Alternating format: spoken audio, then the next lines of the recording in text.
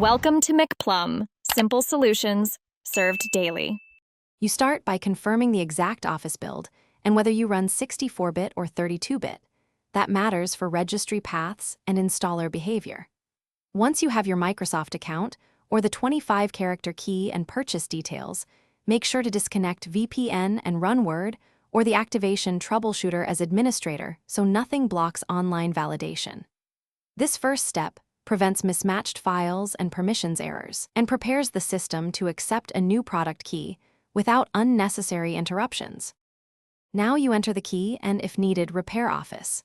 Open Word and go straight to File, Account, then change Product Key or Activate Product. Type the 25-character key exactly. If activation fails, run Control Panel Program's Office Change and choose Quick Repair, then Online Repair if required, because repair fixes corrupted licensing files.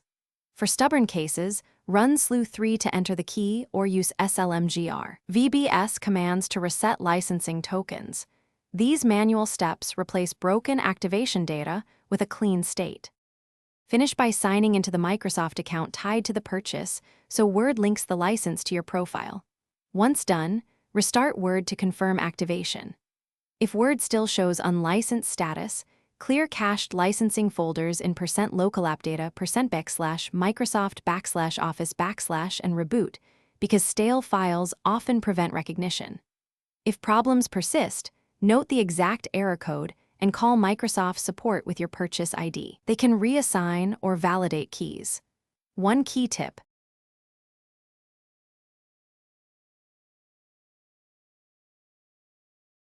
Thanks for watching. Stay juicy and subscribe.